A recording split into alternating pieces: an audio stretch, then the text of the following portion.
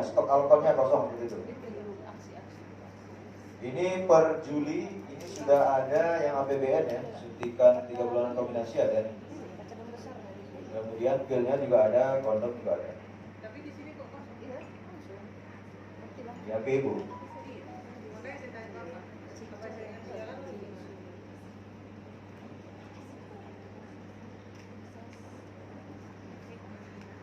Atau dia yang mandiri, nah ini bisa dipilih.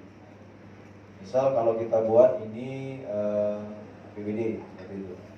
Kemudian jenis mutasi alokon.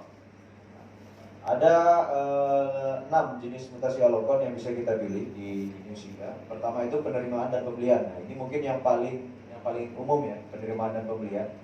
Artinya kalau memang ada yang diterima, apakah itu dari APBD ya, mandiri, APBN, nah, itu bisa kita buat yang penerimaan dan pembelian. Kemudian yang kedua ini pengeluaran untuk pelayanan KB. Nah, pengeluaran untuk pelayanan KB ini sebenarnya tidak perlu dipilih karena setiap akseptor yang nanti kita input ya di formulir R1 KB-nya untuk pelayanan KB, maka itu nanti sudah otomatis dibuat detailnya di R2 KB itu. Pengeluaran untuk pelayanan KB atas namanya nanti itu sudah dibuat. Jadi tidak perlu lagi kita pilih di R2 KB pengeluaran untuk pelayanan KB. Kemudian opsi yang ketiga itu ada pengeluaran paskes untuk distribusi alokon ke jaringan atau jejaring. Jadi Bapak dan Ibu di aplikasi Newsiga ini ada hubungan antara paskes induk dan paskes jejaring. Nah, misal puskesmas ini tadi puskesmas Pandan ya. Misal puskesmas Pandan ini tadi dia paskes induk. Kemudian ada yang menjadi jejaringnya. Katakanlah misal sebuah PMB. Nah, maka bisa kita pilih nanti opsi pengeluaran paskes untuk distribusi alokon ke jejaring itu. Artinya apa? Puskesmas Pandan ini nanti mendistribusikan alokon ke PMB tadi yang menjadi jejaringnya. Nah, itu juga memungkinkan di aplikasi Siga. Kemudian yang pilihan keempat ada pengeluaran ke paskes lainnya, kondisi tertentu. Nah, artinya apa? Ini tidak ada hubungan khusus antara paskes induk dan jejaring. Mungkin karena ada kondisi tertentu, mungkin ada pelayanan di KBKSK atau event lah seperti itu ya. Jadi memang karena dia di satu tempat dikonsentrasikan eventnya tadi, acaranya tadi, maka dari paskes-paskes yang lain pun itu bisa mendistribusikan alokonnya seperti itu. Jadi ini untuk kondisi-kondisi tertentu. Kemudian yang kelima itu ada jenis mutasi rusak. Jadi kalau ada memang alokon mungkin apakah salah pasang atau apa seperti itu ya, atau mungkin jarum suntiknya patah dan sebagainya, itu maka bisa dibuat nanti rusak seperti itu, kita lapor dia sebagai rusak. Kemudian untuk yang kadaluarsa juga ada khusus, jadi dibedakan antara rusak dan kadaluarsa. Kalau memang dia tidak bisa lagi dipakai karena kadaluarsa, maka silakan nanti dipilih mutasi alokonnya kadaluarsa. Kalau dia memang tidak bisa digunakannya karena rusak seperti itu, maka dipilih rusak. Nah, ini dua hal yang berbeda. Sebagai contoh ini saya buat saja misal penerimaan dan pembelian. Kemudian kita pilih jenis alokonnya sesuai dengan yang ada di tabel tadi. Ada 5 tadi ya. Ada 5 secara garis besar. Tetapi kalau untuk rinciannya ini ada 8 ya Bapak Ibu. Karena suntikan itu ada 3 jenis nanti. Memang meminta data ini dari Bidang KB begitu ya. Kalau untuk Poktan katanya sejauh ini tidak ada ini tuh, tidak ada istilahnya keberatan kalau datanya yang ditampilkan itu seperti itu. Nah, tapi kalau KB dan kami pun memang tidak keberatan juga ya kalau sering di komplain. Karena ini artinya apa?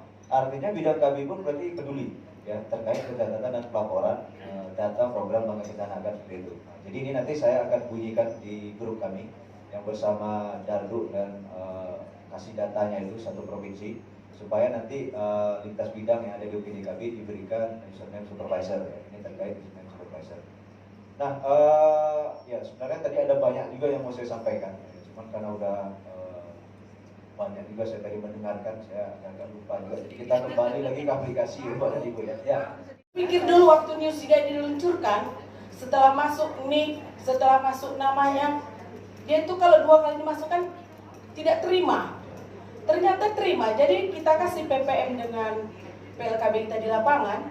mungkin mereka tidak tercapai, masukkan lagi lah yang suntik dulu jadi peserta KB baru. Jadi terakhir kita SIGA ini kurang berkenan. Akhirnya apa? Pertaruhannya di PK21 ternyata peserta KB kita turun anjlok. Jadi itu kami kira SIGA ini perlu perbaikan lah. Minimal dia bisa menolak akseptor yang telah dilayani, kecuali tong dia sudah ini Pak ya, sudah melahirkan.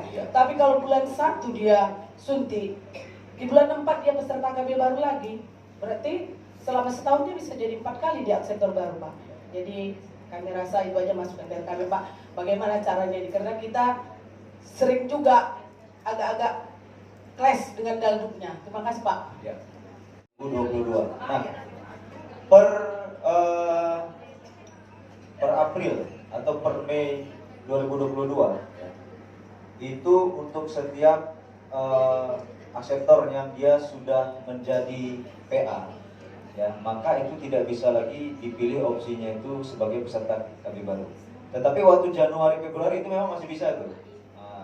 Jadi per April atau per Mei itu, karena waktu di bulan-bulan itu banyak laporan masuk ke kami, Pak, ini sudah tidak ada lagi pilihan peserta KB baru, yang ada hanya ganti cara. Nah, setelah saya cek, ternyata yang nama dimasukkan tadi, dia memang sudah pernah dimasukkan namanya di laporan bulanan sebelumnya. Jadi secara by system, ya, saat ini itu sudah ditolak ya, kepada Ibu ya. Kalau dia sudah pernah dimasukkan namanya ya di laporan bulanan tertentu, itu tidak bisa lagi kita pilih nama yang sama tadi dia sebagai peserta KB baru, nggak bisa. Hanya dia bisa sebagai peserta KB ganti cara. Ya, sejak Mei. Karena sejak itu yang dilaporkan ke kami itu, Bu, masuk laporan ke kami, pada komplain semua itu memang sudah tidak bisa lagi Pak ngikut peserta KB baru katanya. Ini saya cek, ternyata nama yang dimasukkan tadi sudah masuk laporan bulanan sebelumnya. Jadi ini nanti boleh nanti dicek juga. Jadi sekarang itu sudah ditolak sama aplikasi. Yang sudah pernah masuk di laporan bulan sebelumnya itu hanya bisa dia dipilih sebagai peserta KB ganti cara. Nah, kemudian untuk terkait PK21 Bapak dan Ibu ya. Jadi PK21 ini, gak apa-apa saya singgung sedikit, kan MCPR kita 40% ya, 40, sekian lah. SR itu terakhir sekitar 70-an. Ya. Saya pun sebenarnya gak yakin juga sesuai 70%-an. 40% itu pun sebenarnya saya pun gak yakin juga serendah itu ya. Kalau hasil dari PES ya, Post Enumeration Survey, yang biasanya kalau orang Latbang itu ada melakukan itu setelah pendataan, itu kita MCPR-nya itu berada di angka 50%. Saya mungkin lebih yakinnya yang 50% ini. Kemana yang 10%-nya ini lari? Ya, satu, setelah kami cek di lapangan ya, nampaknya memang bisa jadi banyak kader kita juga melewatkan yang di blok KB ini dulunya ya, karena mungkin pertanyaan terlalu panjang. Itu satu. Memang panjang itu pertanyaan di blok KB. Dia tidak cukup hanya misal kalau yang di data itu tadi dia ber-KB terus dibuat dia nggak cukup seperti itu. Ada panjang lagi pertanyaannya itu. Jadi bisa saja mungkin ini yang dulu terlewatkan ya oleh kader pendata. Itu satu. Satu lagi ya bisa saja mungkin seperti yang saya sebutkan tadi. Ini untuk yang kasus di SIGA masih rendah ya. Masih banyaknya akseptor-akseptor kita yang ditampung oleh paskes-paskes yang mungkin tidak mau, jangankan mencatat mandiri seperti itu ya, untuk menyerahkan datanya saja itu tidak mau. Oleh karena itu, kembali lagi tadi, ini pekerjaan lintas sektor. Artinya apa? Minimal kita minta ke setiap paskes itu apa? Nama lengkap lah seperti itu. Nama lengkapnya. Jadi jangan nama panggilan ya Bapak dan Ibu ya. Jangan nama misal Bu Andi seperti itu. Nanti kalau kita cari di namanya di database maka tidak ada ya. Maka minimal nama lengkapnya itu yang dicatat ya, berikut dengan alamat domisilinya ya. Dusun mana dia, desa mana dia, kecamatan mana dia. Supaya nanti mungkin kalaupun tidak paskesnya tersebut yang mencatatkan mandiri ya, bisa nanti operator ya yang mencatatkan, bisa dicari gitu. Jadi ini memang kita juga berharap kerjasama ya kita sektor, baik itu dari PDKB sendiri, baik dari BKKB sendiri maupun dari puskesmas ya dan paskes-paskes, baik itu yang milik pemerintah maupun yang swasta. Kita input jumlahnya berapa, misal 30 ya seperti itu. Lalu ditambah mutasi, ya maka di tabel ya langsung dibuat seperti ini.